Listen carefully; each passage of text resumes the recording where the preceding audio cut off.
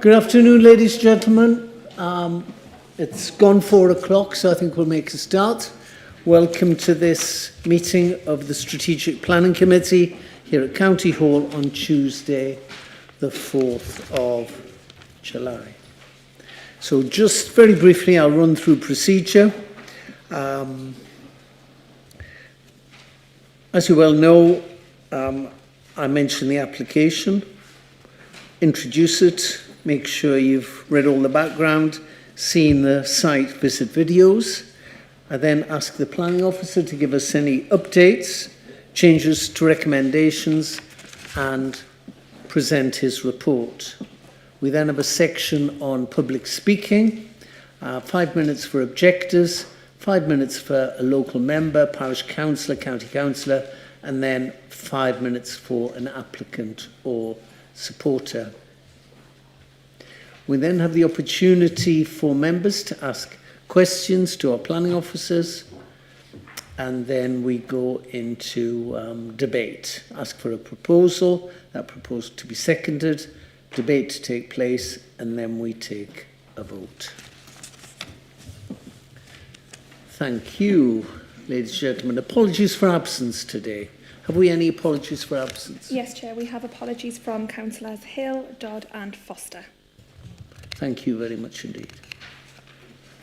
Minutes of the previous meeting. Minutes of the previous meeting, Tuesday the 6th of June 2023. They've been circulated. Are members happy that they are a true record of the meeting? Thank you very much. Disclosures of members' interests. Any members got any interests they wish to disclose? No?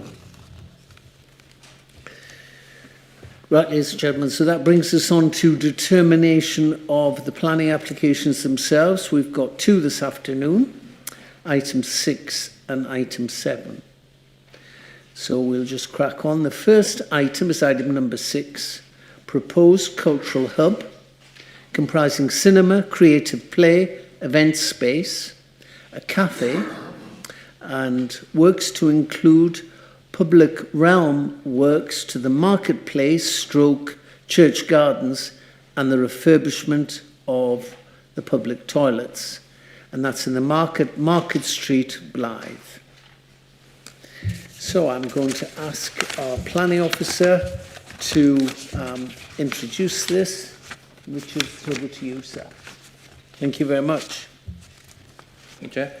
I've just got a few updates before I start. We received some additional information regarding land contamination and public protection, accepted the additional information, so we can now remove conditions 5 and 6. There was also a duplication in the condition number 8, which we can also remove. And also I've been notified that the planning history has been duplicated 4 times. This thing, just to confirm, that's been an error in the system, so we'll have to keep an eye on that in the future. So it wasn't myself, I didn't actually write it out 4 times. It's just one of those things. So yeah, I'll just start the presentation now.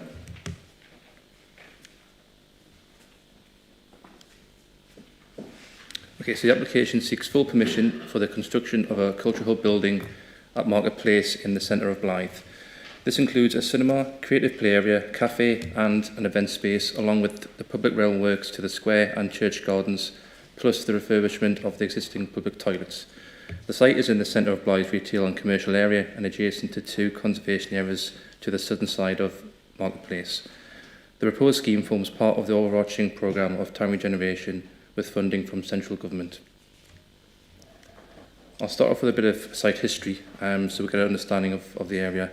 The current site, as you're probably all aware, is open space at present, but Marketplace has been altered over time, most notably with the central hall, which was constructed in 1857 and used for music performances, and in 1923 rebuilt as a cinema.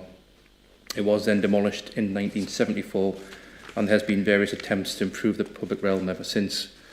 Market traders have operated in the town since the late 1700s, and it is a key consideration to retain this economy alongside the regeneration of the area.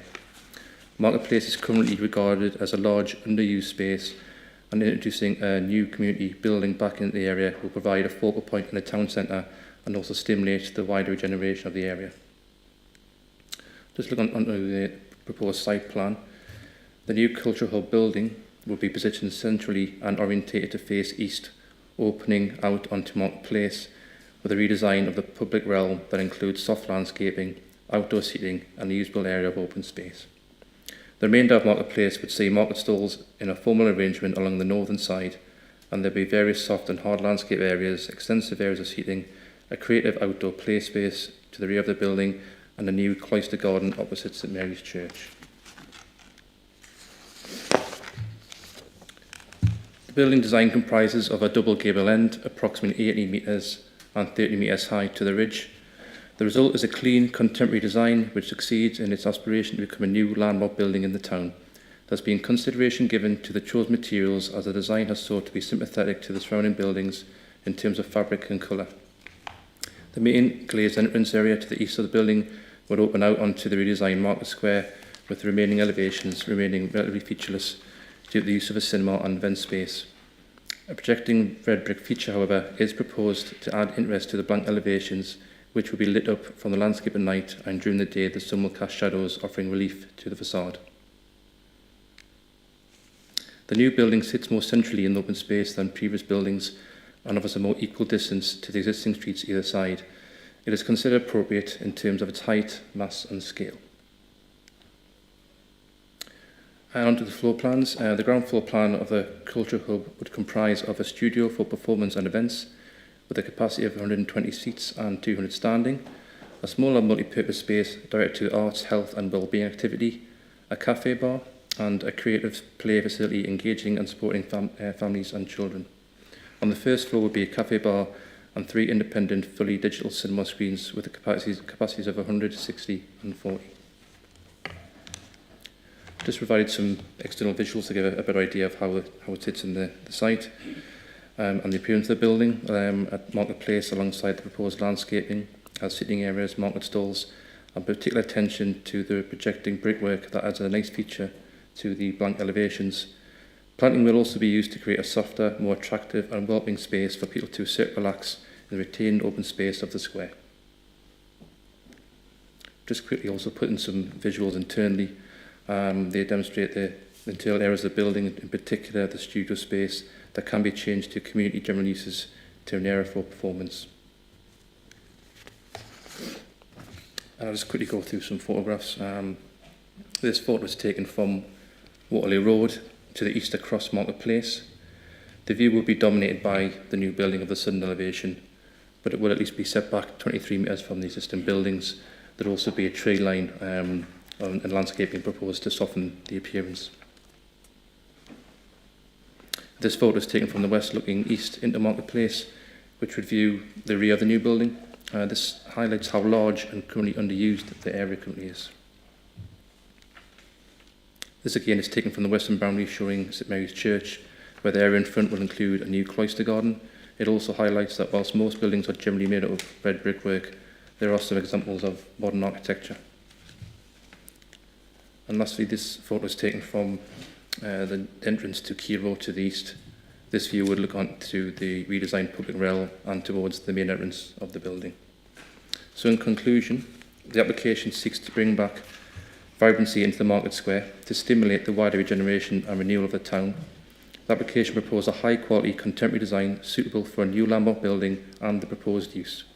There are no outstanding objections from consultees or any concerns received from Blyth Town Council or local residents. The application is considered to be a positive addition to Blyth and is supported by the Northumberland Local Plan. Okay, thank you, Chair. Thank you very much, sir. Thank you. We have one public speaker. It's the next one, is it? Oh, we don't have any public speakers, sorry. So it's straight to questions from our officers. Yes, Mr. Stewart. Fantastic question, great idea. 200 location details, no objective to it at all. Look at the studio wall, full set of bricks there. Is that the best design that you come up with? I don't know if the report have mentioned this. It was a concern I did raise, a concern that was raised by our conservation officer as well. And it's basically use. It's going to be a sort of cinema and studio area where the kind of windows, the feature they've put in there is the projecting brickwork, which is to soften the appearance. Putting in windows, would that make a massive difference to the size? I'm not too sure, but I did request this.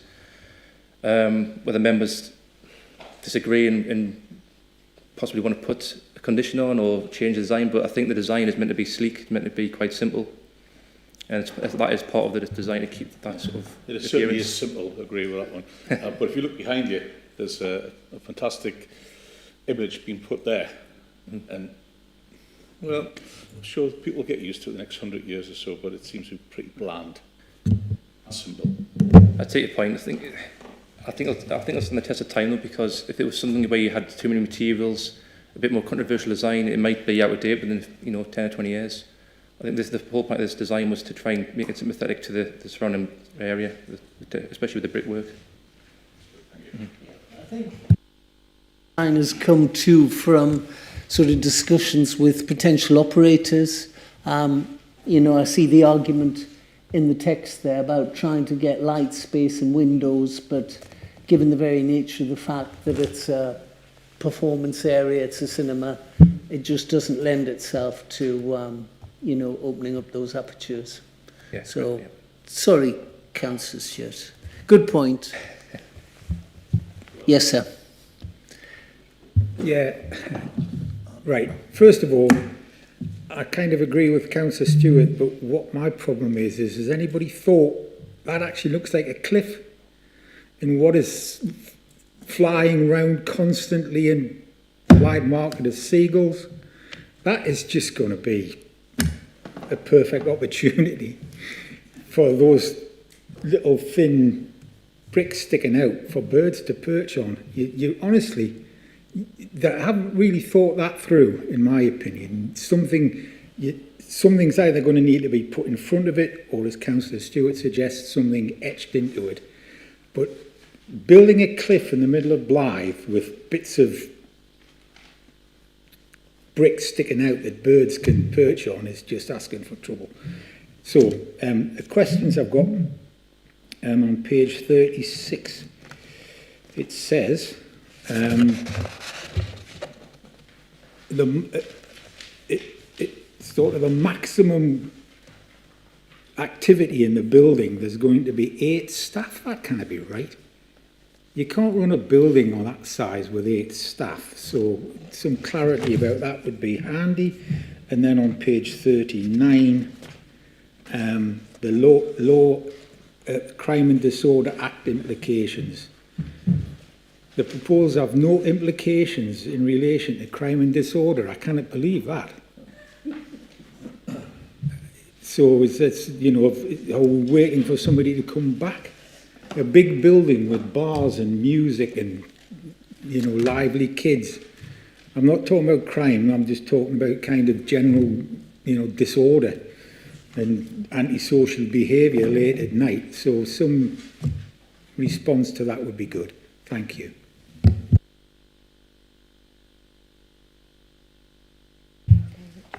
I'll have a go. So the first question was with regards to the brickwork. To be honest, an issue I never thought about. That's why we're here. Yeah. I've noticed a lot of buildings with this kind of projected brickwork. I've never seen any issues with it. I don't know if the brickwork doesn't come out as far enough to birds to perch on them. I don't know, but I wouldn't really want to refuse it on that issue unless there could be a way to mitigate the impact somehow. Chair, I was just going to suggest that if we can do a note a condition or an informative to the applicant about the design. They may want to submit a scheme to be able to mitigate any defamation by birds. well, wildlife that's perching on the structure, whatever it is. But if that's what is proposed, that could be a solution to it, so we can have a look and discuss it with the applicant. Yeah, Yeah. I think it's a good comment by the local member. He He knows what flies around there, and we've got to get that message back to the That's fair applicant. enough. Okay? Yep. In terms of so antisocial behaviour, the police were consulted and have no objections, so I'm kind of trusting their judgment on that. If I can just come back, it was the wording in the thing, Right. which is like, there would be no implications. Well, even if they'd come back and said, well, there might be, but obviously you can handle it, that's one thing. But just to say blithely, you know, there are no implications, it's like, well, you know, somebody hasn't thought about it. I take your point, it's probably the wrong choice of words, but it has been considered.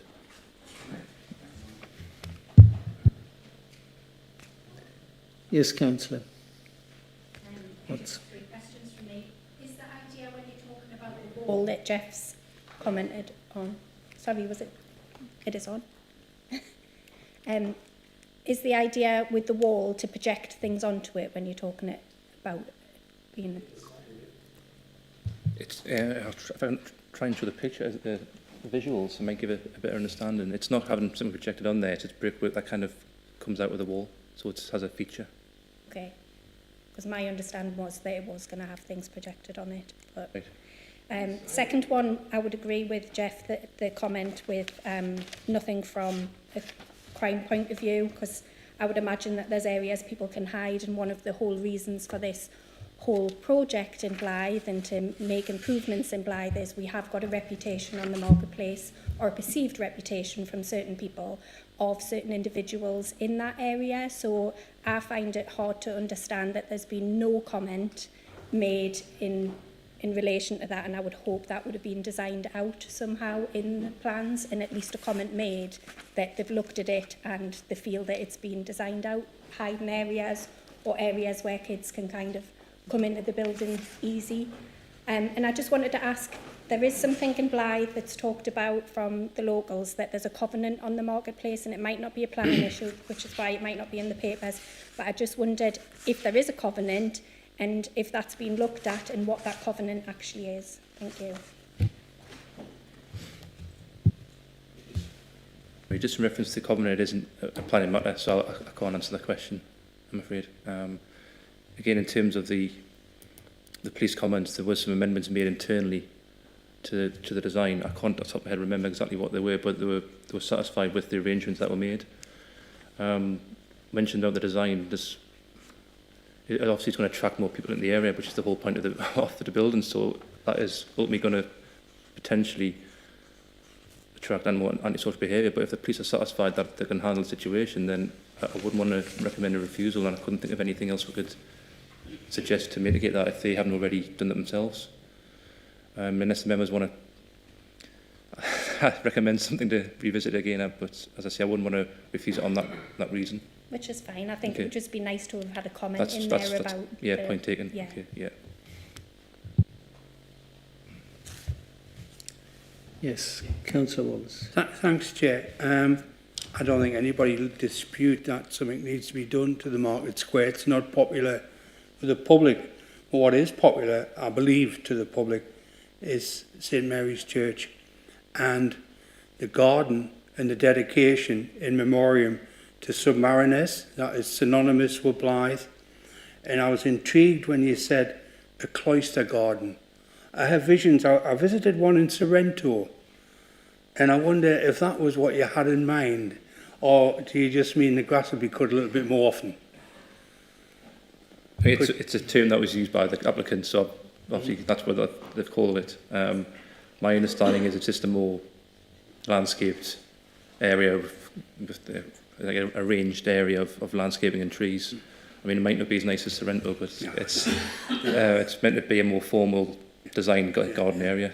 I think importantly, Chair, is the history and the commemoration to the Submariners in that area should not be lost for the sake of a few more plants. As nice as a cloister garden is. Thank you. Councillor Ball. Thanks, Chair. So as much as I welcome the investment, I'm wondering, have I missed something? Because I can't see this being the revolution that Blyth needs for the town centre. Not unless I'm really missing something, because it's not of a great capacity. And I'm just wondering what it's going to bring. The car parking situation, obviously I know there's the Keel Road car park, but how's that going to work? Because obviously it's quite a distance from where it is.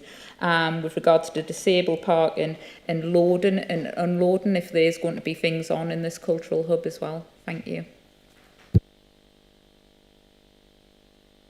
The putting forward is that, you know, this new hub will be accessed hopefully by a lot of walkers and cyclists. So they're trying to keep the cars out, but trying to promote people from Blyth town itself to walk there. So I think, you know, that was the message I was getting in the body of the report, that they were expecting a lot of pedestrian traffic as well.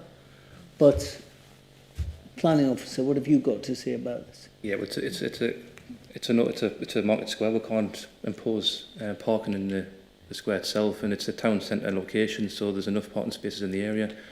The main issue was trying to get sort of disabled parking bays there, which we've achieved. And there are conditions on there for further information to come forward to provide more works within the square itself to accommodate vehicles that need to drop off or pick up. So it has been carefully considered in terms of the highways. The overall scheme as well, I think you have to pay attention to the actual uses, which is a cinema, a creative play and event space, which is it's a community building, so it's trying to attract people there. It's not just you know, retail that we've already got. It's trying to attract the community to get together, and I suppose that may expand and regenerate the rest of the area. Anything else to say, Liz? I was just going to add a little bit more, Chair, to what Richard's already, you know, what you talked about this being a revolution, Councillor Ball, and I think it's not that, but what it is a regeneration scheme in Blyth on a market square that's got nothing there at the moment, and it's been a well considered, thought out scheme, and the uses that are there that are being proposed here have been pulled together through consultation with the community. It's not just somebody's idea, and we don't know how the community feel about it. And I think that having consulted with in excess of 200 residents and not having any objection in through that speaks volumes. And like Richard says, there's multiple uses there for different aspects of how the community want to engage with it. So I hope it'll be a quiet revolution and a much better use of that open space in the centre of Blyth to bring the regeneration that the area is looking for. And sorry, just to tie that in with our planning policies, it's absolutely how we want to see schemes come forward. Our planning policies are all geared up for regeneration of our towns, and it very much complies with our asks in our Northumberland plan. Okay, thank you. I would like to see the revolution, though. To move it along, Councillor Ball, we really will. Martin Swinbank. Thank you, Chair.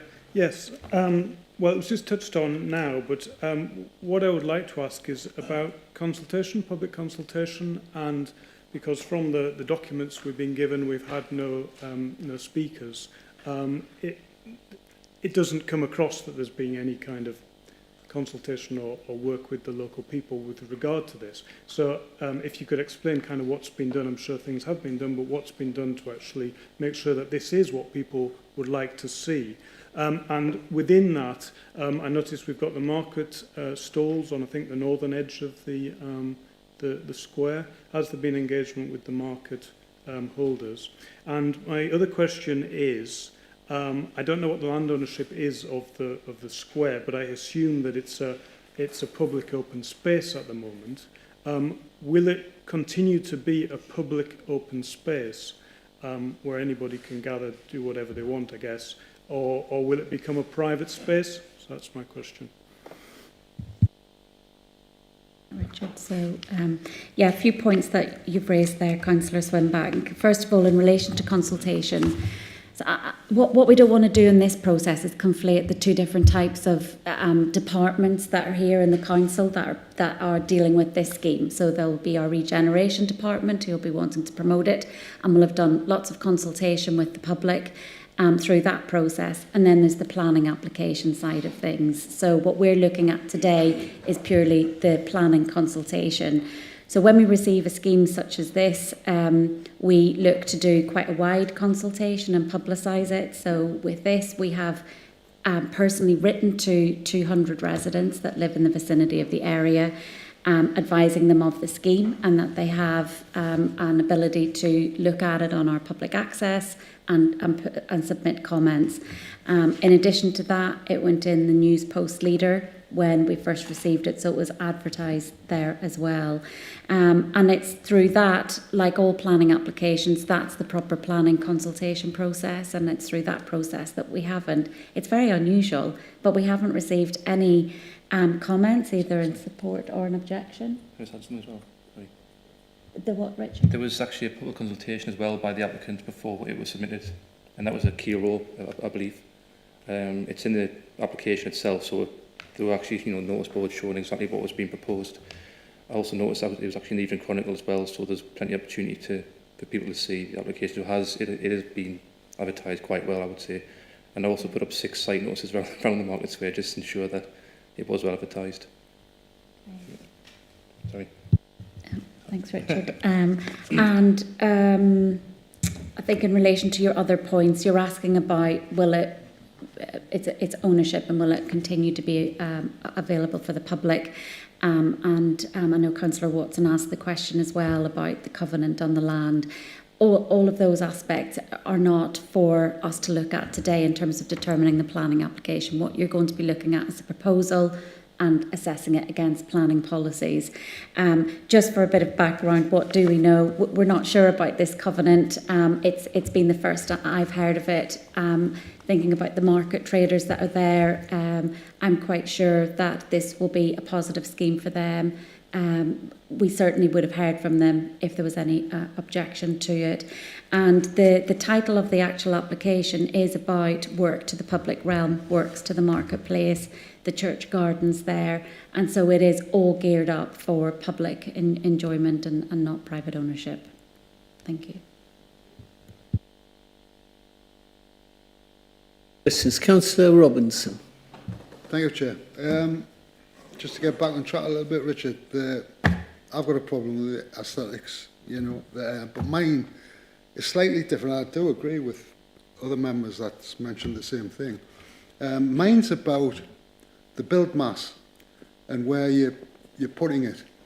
And has it been considered that a building of that type, which is basically square bricks block, will feel oppressive with regard to the other builds, because there's 2 3-storey builds on one side. I know there isn't quite so high on the other side, but it's not going to feel oppressive, is it, and close the whole area down if the whole intention is to produce something that's open and accessible? That's my first question. Simple second question, if you want. I'll carry on there. If somebody's going to spend a fortune redoing public toilets here, could you not have the toilet offer in the building that you're going to build? The brand new one that's got toilets in, and save the cost of that. I'll try and answer the first question. I have to be honest, when I first seen the application, I know Blyth quite well, and to put a large building in the middle of the marketplace is quite a shock, I suppose. But when you actually understand the history of the site and the way it's evolved and it has been carefully considered, the previous buildings were quite closer to the southern, Waterloo Road. It's actually, they've moved in the centre of the area, so there's enough space on either side. And I think I've mentioned in my report it's about 23 metres or so, that area, which allows enough light either side. There's been objections from anybody on each side of the marketplace. I think the main viewpoint is going to be from Waterloo Road. You're also going to see that blank elevation. But as I say, it has been softened by landscaping and the brick features, and I think it is one of those things where, there is a negative there, but the overall scheme is going to be a massive positive for the area. And the use, it has to be that scale for the uses to be there. And I think the whole point is to be a focal point for the area, and it has to be a grand scale. I think that's the kind of the whole point of the building of that size. So. I understand that, Yeah. but bear with me. The building looks to be orientated north-south. Mhm. So consequently, because of the buildings at each side, one side of that isn't going to get the sun for half the day. Mhm. That's what I'm talking about. Right. And in the winter, it's going to be even worse. I mean, are you talking about the neighbouring buildings? Yeah. Yeah. Well, I did measure the distance, and there's something called the 75-degree angle where you measure from the windows, because the ground floor retail area, so it's really, if there's any flats above, and I measured that, and it would still allow enough light to pass through, because it is lowered actually when you get to the northern boundary. The building is lowered, so it allows more light to pass through. Well, I'm principally talking about sunlight on the street scheme. Right, scheme. okay. You know, when I talk about it possibly being a bit oppressive Yeah. for the street scene, Mhm. that's all, because if the sun comes over that way, those Yeah. buildings are going to hide it, then the big building's going to hide it on Yeah. the other side again. You know, Yeah. that's all. I take your hope point, it's yeah, I been- do. I hope it's been considered, that's all. It's being considered, as I say, it could be a negative in the scheme, but the overall planning balance is the benefits it'll bring. Yeah. Yeah. And the toilets? The toilets, well, the building's already there, so I think it's just easier just to There was a toilet building in Bedlington, probably exactly the same building as that plunked in Bedlington that got pulled down. But hey, you. Thank you, Councillor Robinson. Any more questions, ladies and gentlemen? Councillor Stewart. There's a lot of talk about the style of this building and lots of bricks there. Are there any other images you got to show us? Computer-generated images, or we've seen everything we've got there?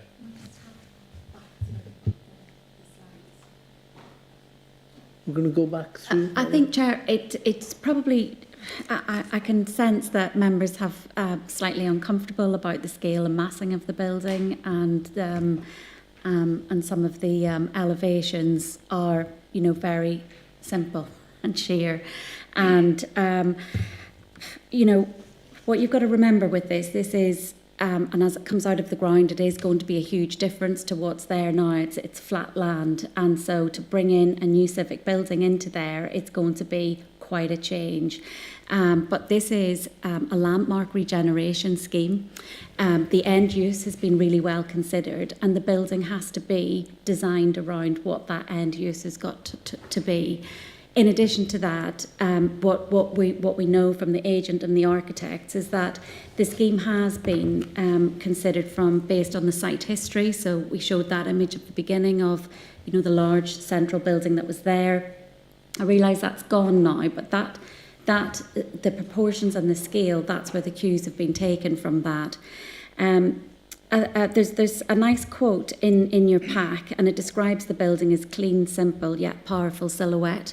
And very often you see in the most successful regeneration projects that the buildings that are coming to the fore now for today's new uses and how we want to use our civic buildings, they are that.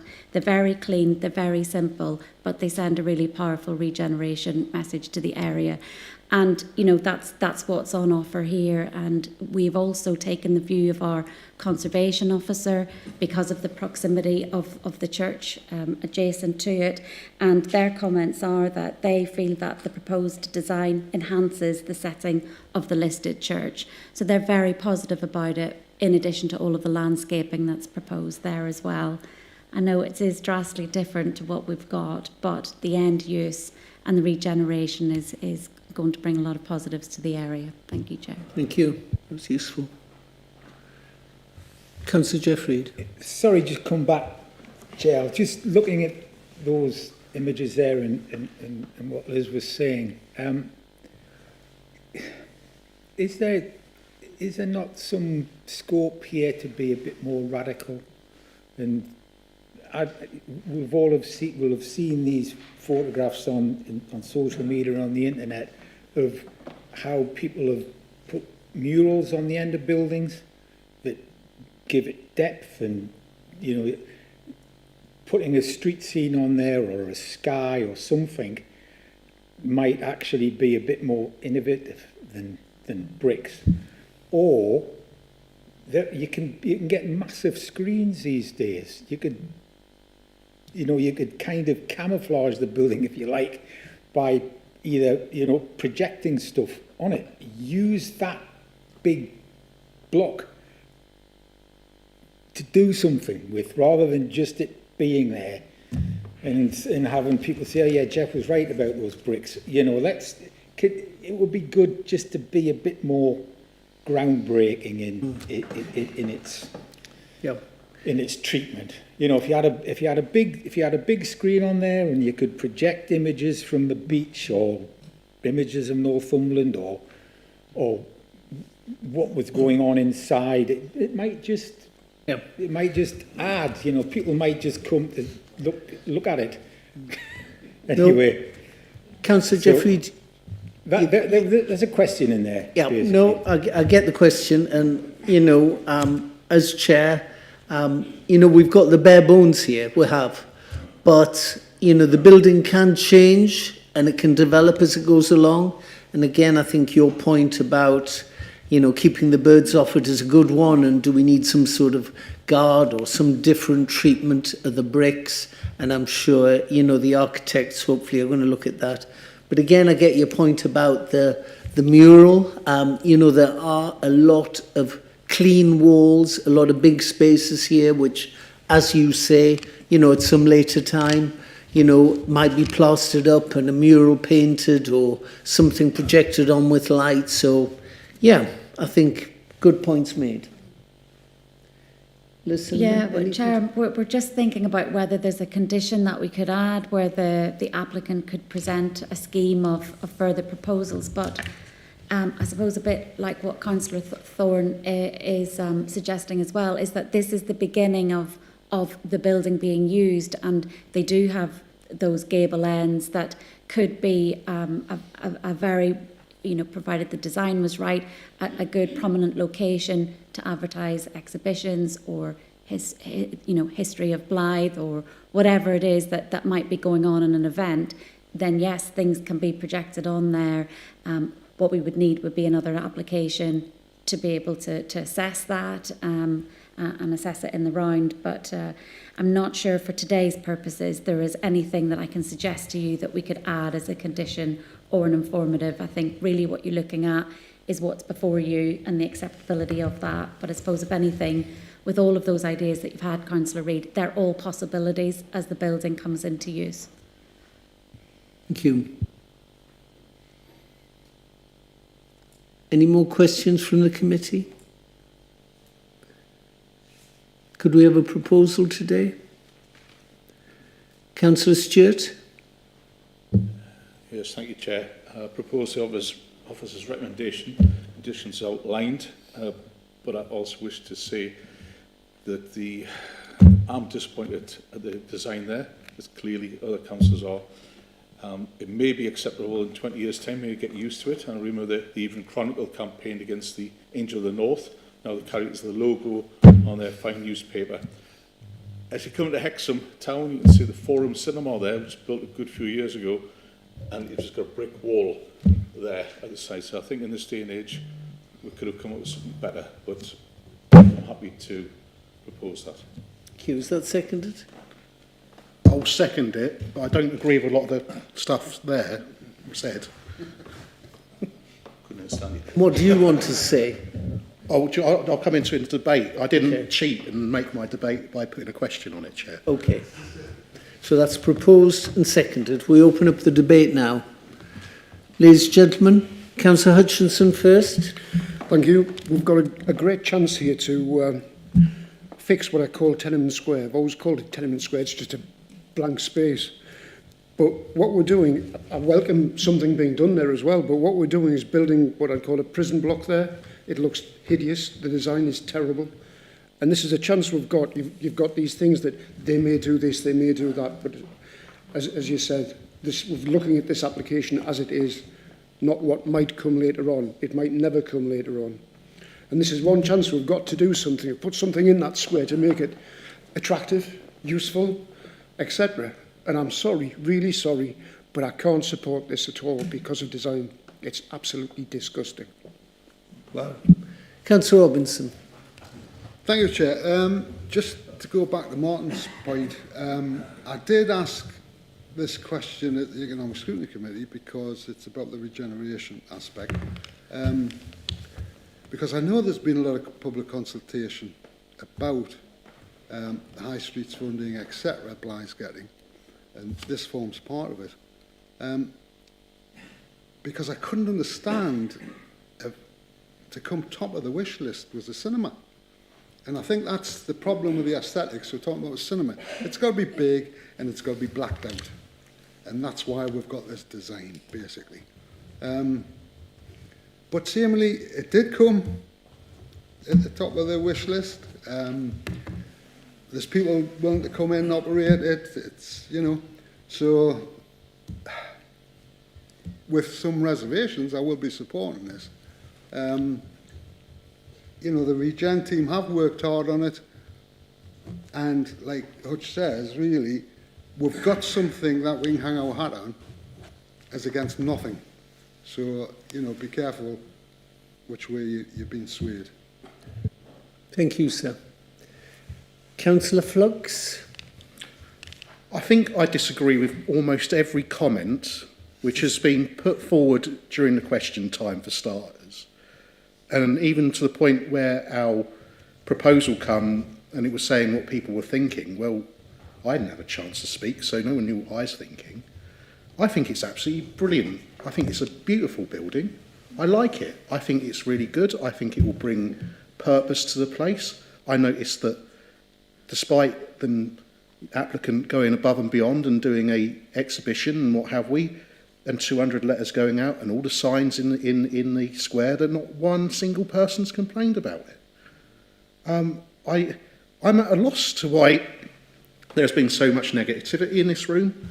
I think it's brilliant. I support it wholeheartedly. There was a cinema there previously. If actions had been different in the 1970s, that might not even have been knocked down. And we might be renewing a building that's there at the moment. But I like it. I support it 100%. Thank you. Thank you, Councillor Flux. Comment from Councillor Ball? Thanks, Chair. So I am the opposite view of that. I think it lacks ambition, it lacks vision. It's not a landmark venue that the town centre really needs. I'm disappointed in the design. It lacks capacity. So actually, is it going to regenerate the surrounding area, them empty shops? What's it actually bringing? When you say consultation, option A or option B, option C, what's your least hated, like, of them three visions? That's what's happened. I've seen it before with consultations. I think it's not outstanding. It should be brilliant. We should be aiming for landmark venues in each of our town centres, and a different reason for that circular economy to make people come to Blyth for that one reason. Ashington is looking to potentially have the same coming down the track, and I just don't think this is good enough for Blyth. I think this is a great opportunity and it could have been spectacular, and I think we're not getting anything for Blyth that's actually going to pull people in and regenerate it as what the people actually hope for. So I am disappointed and I will be voting against, I'm afraid. Thank you. Councillor Watson? I'm probably in the middle. So I'm actually excited. I'm a glass half full person, and I think the reason you probably haven't had many people come back to you is people just want something to get on with it in Blyth. We've had so many consultations after consultation after consultation that I think people haven't come back to you because they're like, right, okay, you've got an idea now, let's go forward with it. When you said before, Liz, there's nothing there at the moment, I would disagree with you there. I think we've got an absolutely fantastic cultural offering in Blyth, and that was demonstrated on Sunday with the carnival that we had. And I really hope and I really want this to work and complement what we've already got in the town. We've got fantastic Headways Art, fantastic Phoenix Theatre, fantastic community centres around the town, the Buffalo, the Briardale, just to name just two. And I know they're very disappointed in some respects that they haven't been taken along on the journey the way that they hoped they would be taken along on the journey with this. But I do think coming out of it, we're all ready for it now, and we want it to happen, and we want it to happen quickly. We don't want delays. We don't want traffic building up in Blyth. We want it to be done, built, and let's get it going, and let's see what we can achieve with this building. So I am excited for it, and I will be voting in support. Thank you. Councillor Darwin, sir. Thank you, Chair. I'm very much in support of this as well, actually. I think, actually, there might be some lack of ambition a little bit, but, you know, you can't go too big, too bold. There's been comments saying it's a quite large mass, quite large volume, and there's comments saying it's not made big enough, it could have been made bigger. So to me, there's comments on both sides. We're trying to hit the middle ground. I think that's quite a good thing. I actually quite like brick buildings as well, and I think the ambition of having some bricks pointing out to give it some character is a bit of a play on words. It's actually not very good. What we could do is you can create flags, such as the Northumberland flag. You could protrude bricks to create something like that. I've seen that done in many buildings. Given the height of this building as well, that could actually limit the amount of materials that you could put on the side of the building as well. So there's actually criteria of what building materials can be used on the side of a building as well. So that limits what we can do. So sometimes brickwork means that you know the side of the building can't be set fire to as such, you know, so it detracts that deterrent from antisocial behaviour and vandalism, that sort of thing. So actually I quite like it, and I'm in support of it as well. I think it does regenerate the area, and I think it is a very good scheme. And I also concluded with what Councillor Watson said as well. Wallace, with the Submariners as well. And I think bringing that into it as well is quite a nice thing. I think, but not losing that heritage that is there, which I think is what this plan actually tries to encompass, I think is a good thing as well. Thank you. Councillor Jeffreid. Thanks, Chair. Yeah, well, you know,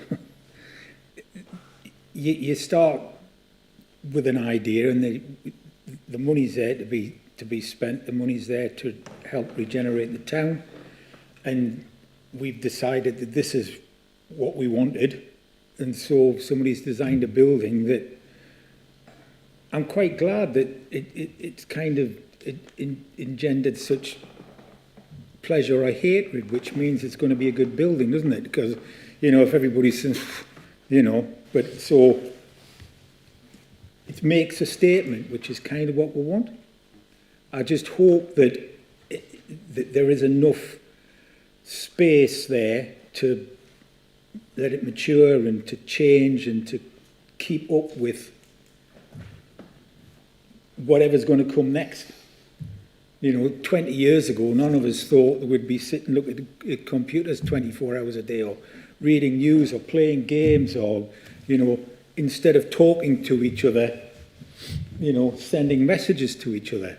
And so I hope the building has that capacity to see in 20 years' time we might be doing something else.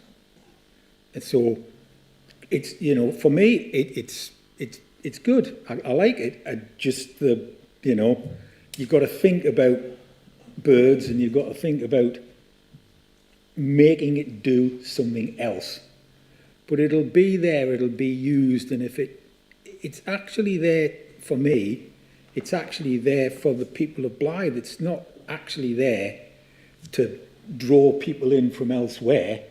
It's there so the people of Blyth will gravitate towards it, not travel elsewhere.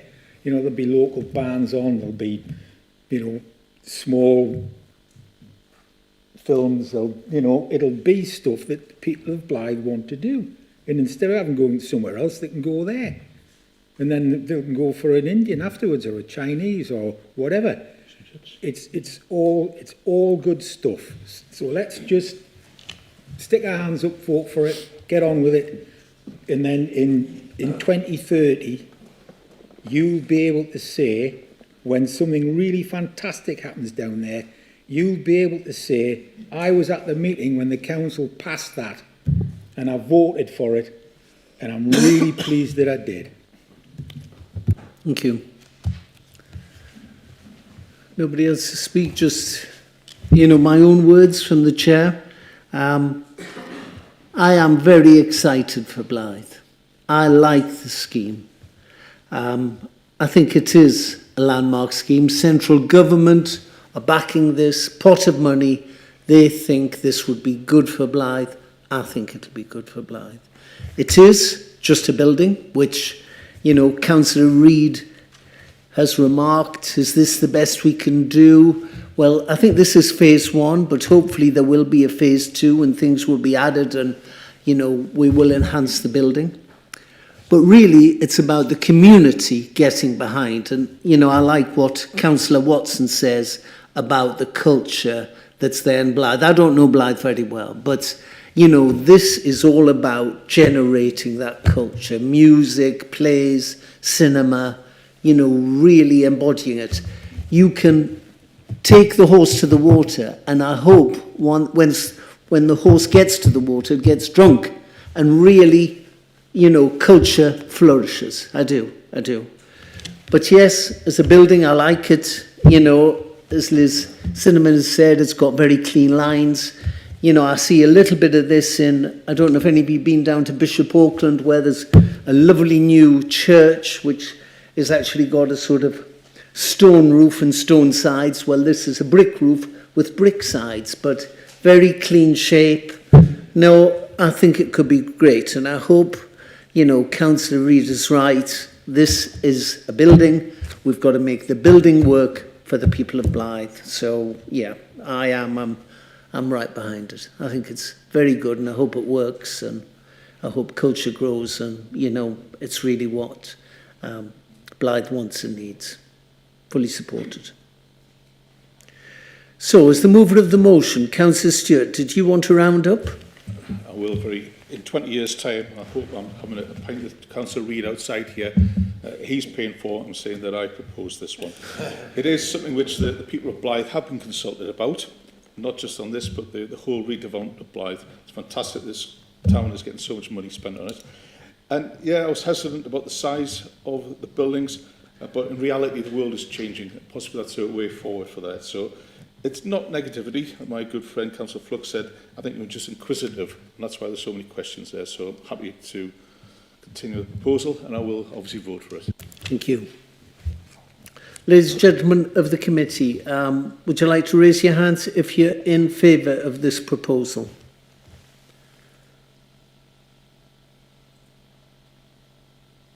Thank you. Any against? Three. Is that everybody? No abstentions? Yeah. That proposal is passed. Thank you very much indeed. Ladies and gentlemen of the committee, we will now go on to our second application this afternoon.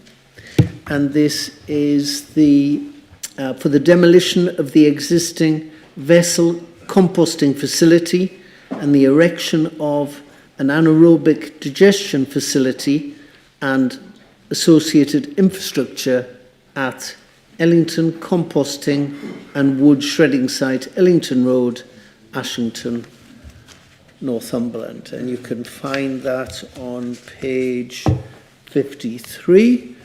And our planning officer, David Love, is going to take us through this application. Over to you, sir. Thank you, Chair. I'll just wait for the slides to come up. There we are. Thank you. Before I begin, I don't have any updates beyond the addendum report that was issued. Did members all had a chance to read that? It was issued about a week or so ago. That just confirmed the EA's position of no objection and no comments. Sorry, no objection, no conditions, with some minor informative information for the applicant. Here we are. So it's an application to demolish the existing in-vessel composting or IVC facility and replace it with an anaerobic digester and associated infrastructure. So this is an aerial photograph. I've highlighted the site in purple. And I just wanted to do this for a bit of context. So you can see the existing IVC facility. There's already buildings on the site. So it has been operational, and as part of this application would be demolished and replaced. The landfill site is to the north. And you can see the extent of the mature vegetation in the area as well. You can see the main road, the A1068, and then Ashington lies to the south. There we are. So, plan extract. So this shows the extent of the waste management facility to the north of the approximate rough triangle is to the north. That's the existing landfill site. With associated infrastructure, and then the beige pinky block at the bottom of that, bottom left-hand side of that, That's the in-vessel composting site. The entire area, the brown line going around that, shows the allocation site as a waste management facility in the local plan. So the site does fall within the allocation. Designations, I wanted to show the committee the nearby designations. The site itself falls within the South East Northumberland Wildlife Network, so there's a need to consider impact on this policy designation. The area to the east is also an open space or protection area. That's the green vertical lines. The small purple area, which is just sort of the southeast, is a triple SI designation. Generally too remote to be impacted by the proposals, though, as members will read in the report. So existing site layout. This is the existing IVC plant. I want to provide members with a comparison to the degree of works required for both facilities, so you can see the extent of the built-up area there. In blue, the existing office control room to the top right, and you've got various sheds, etc. in the area. And this is the proposed layout, so much more spread out. We've got 3 large digesters, various other tanks, reception hall, pre-treatment area, etc. And the admin office building staying in the same place. We have a degree of boundary treatment along the top there and along the eastern side and a little bit in the south. As members will remember from the aerial photograph, there's already quite a degree of vegetation around the wider site boundary. Some elevations now. These are the east and north elevation. East elevation's on the top, north is at the bottom. You can see the difference in height with the existing buildings lined in red. So the proposals do require a larger, taller facility. And here we have the west and the southern elevations. Again, it's useful, the applicant has provided the existing area in red, the existing height and mass of the buildings in red. I've got a series of viewpoints now. I'd just like to bear in mind with members, these viewpoints are they're basically a shrunk image. When you submit a landscape visual impact assessment, the methodology requires that the images are about this long, basically, because they need to be as wide as your peripheral vision encompasses. So bear in mind with these, they are basically a bit of a tunnel vision view. So you'll know, members will probably know the area better than I, so just bear in mind this isn't a pristine landscape. You know, we have lots of man-made, human influences on the landscape with respect to already degree of farming and such paraphernalia, forestry, turbines, as we can see in this image. So we can see the existing, this is taken from a public right-of-way, and we can see the existing facilities and the extent of the mature vegetation. The vegetation around the site is to be maintained, managed and enhanced as part of the existing landfill facility. And so in terms of the increase in height, we have the larger curved areas, that's your digestate tanks. And sorry, just get my notes back in order. So it is a larger facility, but that's just indicative of what an anaerobic digester of this scale requires. Again, some further images. This is taken from Ellington Road, adjacent to the Portland residential area. Again, this one, because of the distance involved in the existing vegetation, it sort of blends itself in a bit better than perhaps the previous proposal, because it is a bit taller than the trees around it. This one, you can see the line of vegetation follows generally the line of the proposed height of the buildings.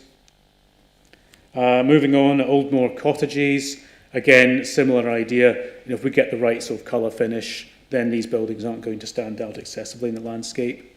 But there's no getting away from the fact they are bigger than what's currently there. This is from Ellington Road, the 1068 itself.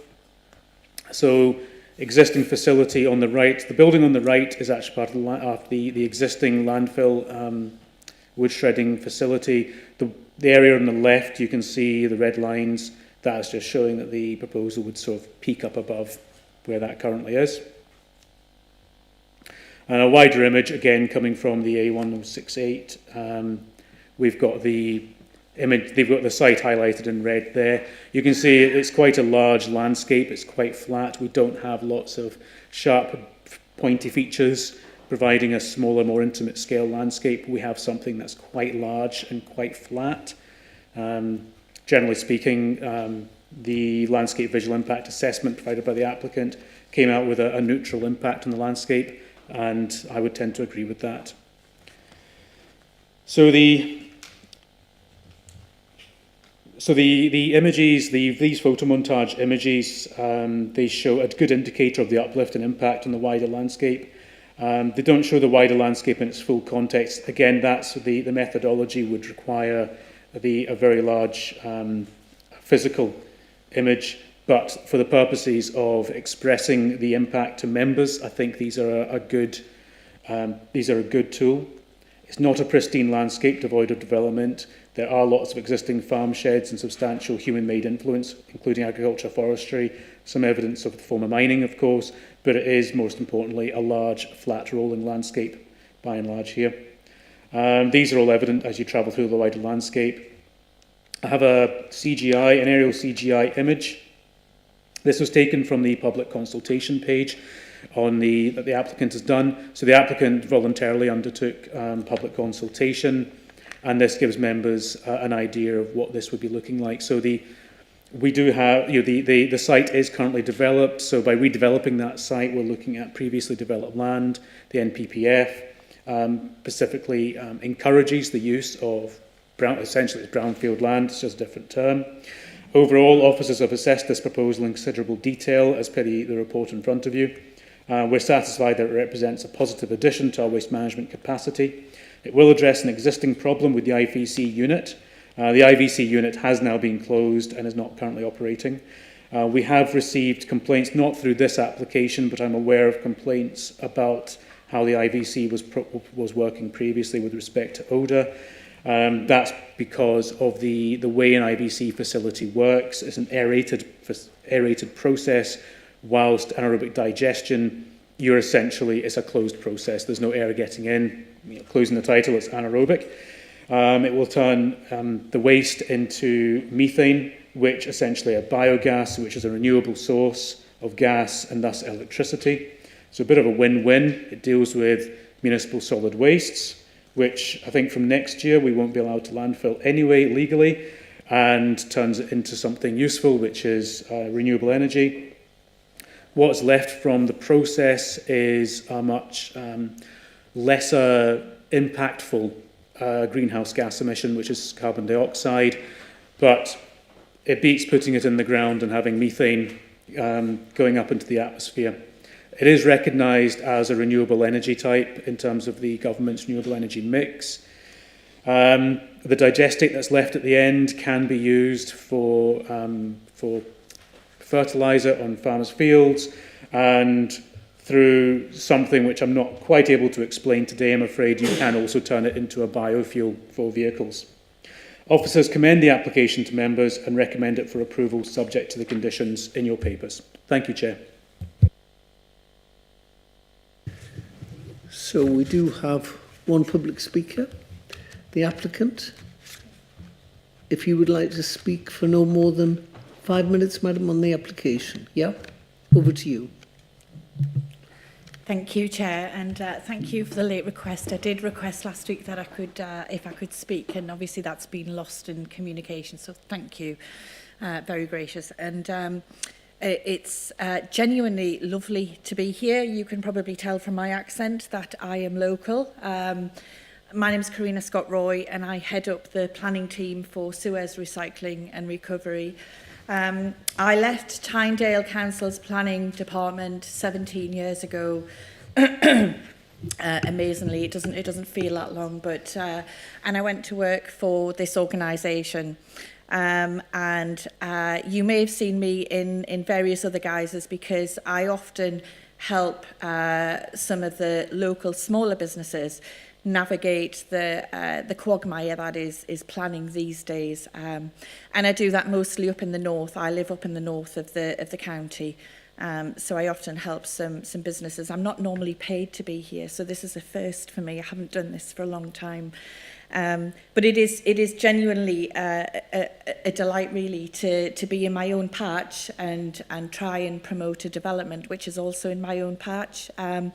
As planners, we don't very often get to see stuff coming out of the ground. I have a national role. We have 350 sites nationwide, from Aberdeen down to Cornwall and everything in between. And I usually have a planning role. We get our planning permission and then we walk away. A development in Northumberland allows me to see that coming out of the ground, and that's really exciting for me. And I think it's exciting for Northumberland as well. Suez had a change of CEO a number of years ago, a few years ago now, and I really feel as though the direction of travel is an organisation with a social conscience. And you're not hearing much of these lately. You know, the banks have been hauled today about not passing on interest rates to customers. I think yesterday it was the petrol companies, the supermarkets not passing on savings. And it just feels as though big business is just become so commercial that us little people are lost. I feel very different about the organisation that I work for. And one of the key messages that I wanted to give to you today is please speak to your waste colleagues and ask them about what we are doing, what Suez is doing in places like Manchester and Surrey. Our reuse offering is fantastic. It's dynamic. It's completely changing the nature of waste. Waste is changing. It's viewed more as a resource, and it would be great if, as a resident of Northumberland, we could get on that bandwagon. We seem quite late to that party, so please speak to your waste colleagues about what we're doing. Within Suez, we don't talk about our bottom line. We talk about a triple bottom line: people, planet, and profit. And that's something that I've really seen come to the fore in the last few years with our CEO. Specifically for this development, it's an investment of over 10 million. It puts Northumberland at the heart of the transition in waste. There will be a separate waste collection for food. I can't tell you when that's going to be. I don't think anybody can tell you when that's going to be, but we do know it's coming down the line. There's lots of other changes with waste coming forward. If you're minded to approve this application, you're buying into that dynamic market, and it puts Northumberland at the fore. And that's pretty much all I wanted to say, really. I hope you can support the application, and like I say, look forward to driving past it on my way to work and seeing it come out of the ground. Thank you. Thank you very much indeed. Thank you. Scott, thank you. Members of the committee, any questions you want to put to our planning officers? Yes, Councillor Watson. You noted that they'd done a public consultation. Was there a reason why no neighbours were notified on this one? Is that because they're further away that you wouldn't need to notify them, but it just says number of neighbours notified 0? Essentially, yes. There's the neighbour notification procedure set out by government and development management regulations. Those immediately adjacent or within 25 metres of the boundary. But what we did do, when there aren't any neighbours notified or there's vacant land next to a site, we put up a site notice and we advertise it in the press as well. And as you'll know, as you commented, Suez did do a public consultation event. People were aware of that. I was certainly contacted by 2 different residents asking me for more information about it. For general chat, they obviously didn't write in. I don't believe they wrote in. I think the objector wasn't one of the ones who contacted me. So, you know, people were certainly aware of it. But no, we have to follow the legislative requirements. But we did, like I say, we did advertise it in the press, and I did put up a site notice as well. Thank you. Councillor Jeff Reid. Thanks, Chair. And page 56. On 55, it says it'll operate 24 hours a day, but then there's times where deliveries can be made, and then on 56 it says there will be no need to take deliveries won't need to take place on a Sunday, if they ever were wanting to take deliveries on a Sunday, would they have to apply for a variation, and would it come back here? They would have to apply for variation. When it operates 24/7, that's the nature of the anaerobic digester. So that's simply, I mean, just for members' benefit, essentially it's a closed system. So I think of it as Kevin described it to me earlier, a cow's stomach. So you're putting waste into it, you're putting food waste into it essentially, which otherwise would go to landfill. Or like I say, I think next year there's a law coming in saying we can't do that. So we have to find a way to do that. That goes into like this stomach, essentially, the silo. You add a bit of seasoning with a bit of water. You put your bacteria in there. You raise the temperature, and you say, right, have at it, have a party. They break it down. That releases the methane, and then that's biogas. That's the green gas, and then you end up with the digestate. So that process operates 24/7. So you just leave them to get on with it. In terms of deliveries, etc., yes, we've limited those. The applicant's quite happy with that. If they were to try and, if the applicant wanted to amend that, then yes, that would have to be through what's a Section 73 application. That would be basically a variation of condition. There would be no requirement under the current officer scheme of delegation to bring it back before members, but obviously members would have the opportunity, local members would have an opportunity to do a call-in or make the request, or other members could make the request through the head of plan, through the Director of Planning and Housing, to have it called in at his discretion. But unless it was called in within the first 21 days by a local member, or it reached the triggers in terms of public interest, objections, then we wouldn't automatically bring it back to committee. Thank you. Councillor Ball. Thank you, Chair. So I'm just wondering, the transport, will there be more trucks and stuff on the road than there currently is? Just because I do have a concern about that road. It's already very busy and there is a lot of congestion, especially when you come on Morpeth Road. So I'm just wondering if there's any conditions with regards to things like a turn left only there, because if not, you've got the Portland estate that'll be absolutely backed up in the mornings and evenings. So I'm just wondering if there's anything around there. And forgive my naivety on this, but if it's going to be storing a lot of gas, I'm just wondering, has there been any comments around things like the fire safety side of stuff, and heaven forbid something was to happen there, what would be the impact in like almost like the fallout area for it? Thank you. So to answer the first question, there's no increase on the current HGV movements. The difficulty with having like a travel plan saying they can only come from certain directions, leave the house, if we're doing household collection waste in the future for food waste, essentially it's like the bin lorry. They've got to be able to go around the houses and do the collections, etc. So, but to answer your first question, no, there's no increase above how the site is currently served in terms of HGV movements. So there's no additional pressures. And that is also, the movements are also consistent with the wider consent for the landfill operation. So there's no change ultimately, is what I'm saying. In terms of the gas, this is a licensable and permittable activity. So those elements there that you talked about, obviously build-up of gas, etc., these sites have built-in safety mechanisms. So if there is a build-up of gas, then they have what's called a flaring. Now, the comment from Public Protection is that such events are so rare and so infrequent that they don't have any concerns about that. But equally, it's a health and safety executive matter, so the health and safety executive and the Environment Agency would be issuing permits for this activity. So we need to, as planners, we need to draw the line as to what land use planning considerations are, and what those considerations are that are undertaken by separate legislation and separate licensable bodies.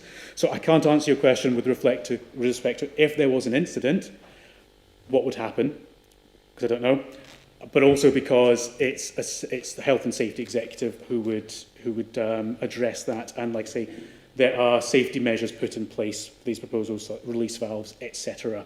But I'm afraid I'm getting into the realms of I don't really know what I'm talking about. Much beyond there. Sorry, I can't answer that question more succinctly. Thank you. Councillor Bullis. Thanks, Chair. I think Councillor Ball raised a good point there, actually. Many years ago, when they opened Senrug and then they opened Ceta at West Sleekburn, I don't know if it's still the case, but the bin wagons, with the exception of one, were routed up Brock Lane. Everyone had to come via Brock Lane. Nothing came down Stakeford from the Barrington corner. Only the local bin collector came down that route. Now, I'm not saying it's still the same. I don't know. That was in Wansbeck's time. What I am suggesting is, set of HGVs coming through Ashington, which is a very, very busy route. If they're coming on the A189, why don't they continue, go under the Woodhorn Bridge, turn left, and follow the route that'll take them to the same site without passing the house? And they can look at the wind turbines that we saw on the screen as they go by and see if Wansbeck give them permission. What would be wrong with using that route? So when we consider planning applications, and apologies, when I printed off the consultee comments, I got them on A3. My eyesight isn't that bad. So when we're processing this application, we get comments in from Highways Development Management. So when Highways are saying to us things like the existing vehicle movements are fine, they don't have a problem with them, they're looking at it from the impact on the current highway network. So if, as a consultee, they're saying to me, and extension, my recommendation to you is they find the level of impact acceptable. Now, bearing in mind, there isn't an additional impact beyond what's already been approved. So I would have some concerns with respect to if we tried to impose any limits above and beyond what's already been granted. I would have some concerns with respect to the reasonableness of that and the relevant conditions tests within the MPPF. To be honest with you, I don't know all the roads that you're talking about. I live up on the other end of the county. I know Berwick very well, but when we come down to this end of the county, I'm a bit of a disadvantage. But I suppose ultimately what I need to be saying is the Highways Development Management team have given me a pretty comprehensive response, and I would be concerned about applying any further restrictions beyond their commentary to the local road network. Thanks, Chair. Chair, if I may, I'm very familiar with what used to be called the Ellington tip. Being married and living in Ashington for many years, that was one we used. This is long before you have the centres that you have today. So first of all, I don't know how many HGVs are using that centre, which I'd like to know. And secondly, I would like to know, Chair, what's the difference between Ceta at West Sleekburn or Suez and the difference with the one at Ellington, that a condition is on it, what route those HGV vehicles use, and there isn't for the one that now goes by, since that was first built, Chair, a very large housing development. That's where my concern is coming, going past those homes. I don't know if colleagues are possibly, and I'm not disrespectful here, or perhaps like highway colleagues and don't know the area either, because travelling on a road where there are no houses is certainly something we should support for HGV vehicular movements, rather than going through the second largest town in Northumberland with HGV movements. Councillor Lowe, would it be possible to look at that? Apologies, I was just checking the Highways response and just conferring with my colleague. So to answer your first question, the vehicle cap on the site is, I'll just read the first section out. It's bullet point 4 on the Highways response. It is noted that the same combined traffic limit as for the existing operations at the site at Ellington Road, so the entire waste management site at Ellington Road, will be applied, and that the maximum number of vehicles entering the site daily will not exceed the vehicle cap number, in brackets, 150, subject to an average daily figure of each 3 calendar month period of 125 is proposed, condition is outlined below. So we have a maximum figure of 150 over and 125 over a 3-month calendar period. To answer your first question.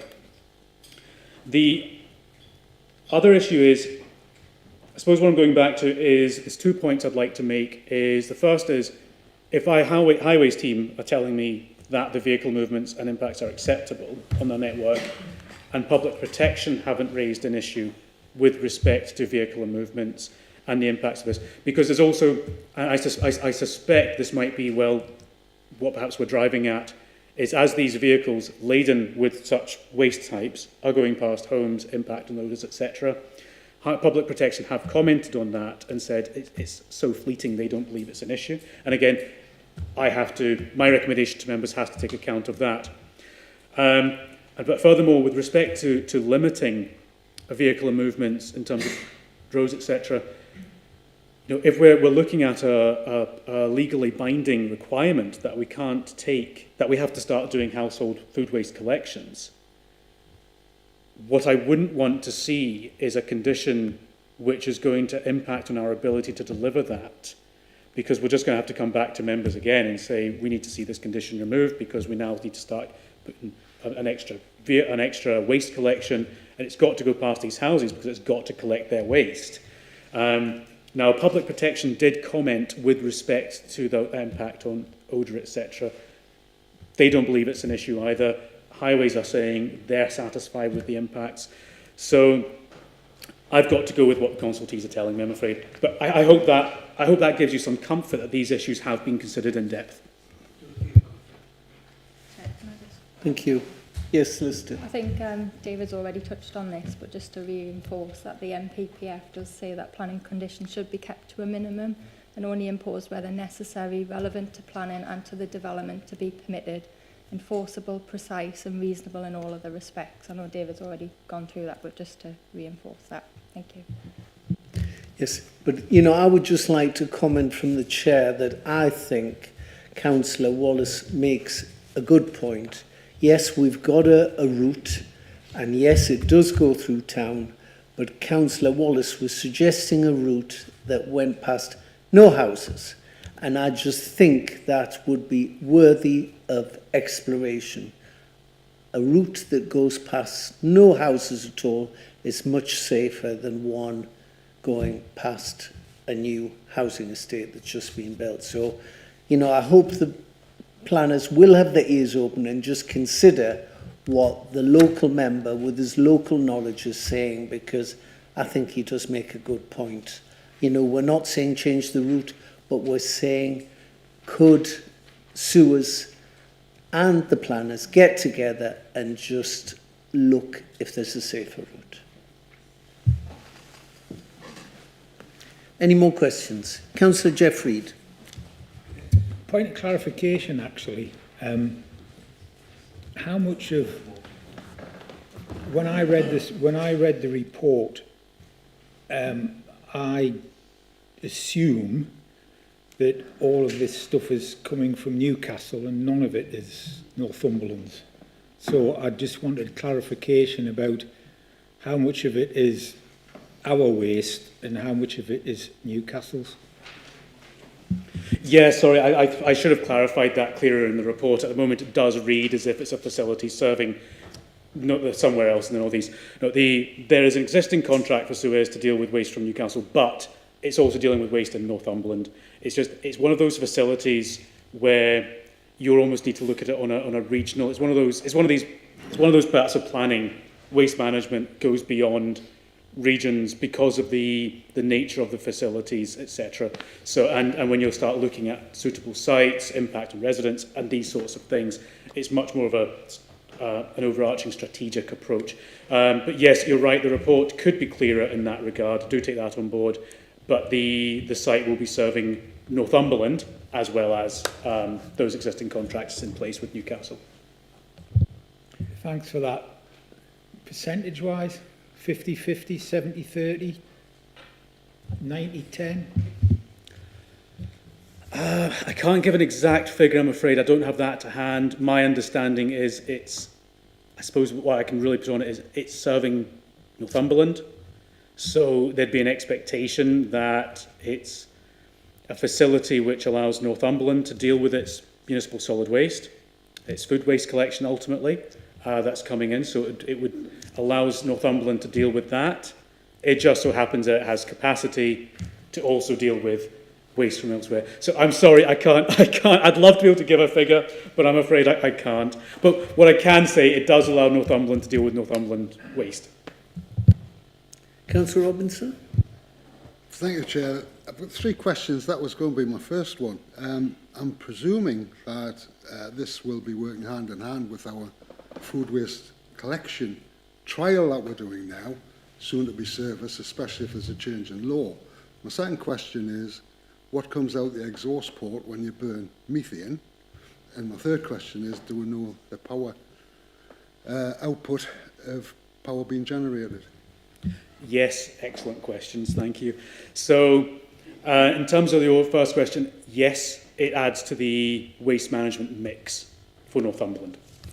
In terms of so this facility is creating the renewable gas, biogas, that's being put into the grid. When you burn that to create electricity, you release carbon dioxide and water. Now, you're probably sitting there thinking, how can it be beneficial when it's releasing CO2, bearing in mind that the original product is methane, which is a much more dangerous climate change gas. So if you put these things in the ground, it decomposes, it releases methane, that goes straight up into the air, that's in the atmosphere, CO2, and the volumes we're talking about, we're talking about really small volumes of CO2 that gets released when that's burnt off. I don't have the exact figures because I started getting into the realms of Google Scholar searches and things like that, I'm afraid. So, but I did find the Octopus Energy Renewable Energy blog, which, as well as having their purple octopus on it, which I did think, well, that looks like fun. They did have a very, very good summary of it. Essentially, biogas is mostly methane, a much more potent greenhouse gas than CO2, which during natural decay would have entered the atmosphere. By capturing the methane and converting it to CO2, we generate electricity while preventing methane from escaping in the atmosphere. It's also worth noting that it's considered a carbon neutral process by the experts. So all the CO2 released was absorbed by the organic material during its life cycle, and when new material grows, the CO2 is reabsorbed. Contrast this with drilling deep underground for released natural gas that took millions of years to form, which can't be reabsorbed at the scale it's being burnt. So that's that's why the experts do believe they do classify it. It is legally classified as a renewable energy source. In terms of the amount of electricity that can be generated, the applicant did send me the exact figures, but I apologise, I didn't write them down, other than the fact that this would generate the equivalent per annum of 5,500 homes worth of electricity. But I can't remember the exact output in terms of megawatts, but it's about 5,500 homes. I'm going to start and keep a tally of all these green projects we're doing, all these green energy production things, because at some point we're going to be sustainable as a county and we need to chop that feed off to the central grid. Councillor Swinbank. Thank you, Chair. Well, following on from the last two councillors' questions, really, the output from this obviously will be methane and to go into the grid and electricity, which is good. There always are trade-offs for these kind of things, and one of them, with regard to this, is the digestate, and obviously it can be a fertiliser, but I understand it can also be contaminated with plastic. Now, I imagine that this is an Environment Agency permitting issue, but can you tell us anything about, because presumably digestate is going to go back onto the land in Northumberland, I imagine, about how that is dealt with and anything about that, because it is a negative of this process. You're not wrong. Can I answer your question? In all honesty, no, because as you say yourself, it's an EA permitting issue, and I'm sorry, it's just not an area where I look into too much. I mean, ultimately, we've heard from the applicant today. Suez certainly take their responsibilities to the planet very seriously, so you would certainly hope that the digestate that's left at the end of the process is as pure as it can be. There's always more advancements in technology. Artificial intelligence now is being used to sort waste, etc. So, certainly I would be very hopeful that Suez would be aiming for as pure a product as they can. It's not just fertilizer it can be used for. You can turn it into like a biofuel for cars, which I'm sure is something that Suez as an organisation would be looking into. But I'm sorry, because it's an EA permitting aspect to the works, it's just not something I know enough about. I'd be spinning you a yarn, essentially, if I tried to. Sorry about that. Any more questions, ladies and gentlemen? Someone got a proposal this afternoon? Councillor Hutchinson? Propose the officer recommendation. Is that seconded? Councillor Darwin, seconded. Yeah, I'd like to second that, Chair. Anyone like to speak to that proposal? Councillor Flux. Yeah, I listened to those questions. I thought it was quite interesting. I actually know that road quite well because I had a good friend who moved out of that area, and because I'm a good friend, I went there far too many times to help them clear their junk out. But it's a strange turning onto that road. It's not the nicest turning in the world. However, it was quite clearly explained that it's no worse than what's going on at the moment. And I wouldn't want us to put extra conditions on something that's an improvement to a system, but if it's something that needs to be looked at some other time, I'm sure it can be. So I just wanted to say that I listened to the questions with great detail and I will be supporting the application. Thank you. Councillor Wallace. Chair, I'll be supporting the application. I've always been taught in planning, you look at what's in front of you, not what might happen or what you would like to happen, what is in front of you. And if highway says to me and public protection says to me, you've got no worries, I've got no worries. However, in the previous application, we kept referring to, what if in 20 years' time this or 20 years' time that? Let's imagine in 20 years' time, Ashington Town Council says, we're going to put a congestion charge on.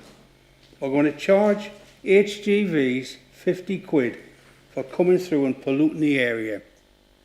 Or you can go around the other way, which is 1 mile more, and it'll cost you nought. I'll tell you which way those HGVs will go. That 1 mile further, the other way around. It is so sensible to send them, if they're coming from Newcastle, if they're coming from Blyth, if they're coming from Cramlington, and they're on the A189, the main arterial route in Northumberland, they're turning off to drive through Ashington instead of continuing on it and take the next left. It's as simple as that. Not a condition to be sought, just something to be looked at in future, particularly, Chair, when I do believe we will increase the number of vehicles when we start doing food waste from every home in Northumberland. That will increase the volume of traffic on that road. But thank you, Chair, and I agree with Councillor Flux. It's been an interesting debate here and what everybody's had to say. Good. Any more comments, ladies and gentlemen? Just a quick one from the Chair. Obviously, waste management is one of the roles of our strategic planning committee. This is a huge investment by a private company, £10 million. So, it's great to see investment like this in the infrastructure. But I do think back when I was chair of strategic planning about 12, 15 years ago, when we actually had a site visit down to Teesside, when we were looking, I don't know if anybody was on the committee with me at that time. You were there? And we were looking at energy from waste. And, again, a real eye-opener. And it was working then. And obviously it's become a lot more sophisticated now. And, the Suez plant looks really of the moment. So, no, I feel Suez has made a good job over the years getting rid of our waste, keeping us safe. It gets a big tick from me. I'm in support. Would the mover of the motion like to round up? Thank you very much for the opportunity, but I think it's what it is. It's in front of us. It's looking forward to it, basically. I look forward to a unanimous decision, actually. All those in favour of the recommendation to approve?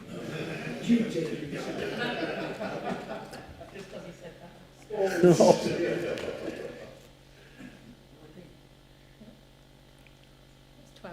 12. And those against? Those abstaining? 1. That application is approved. Ladies and gentlemen of the committee, the only other reports that are here are the appeal update report, which is for information, and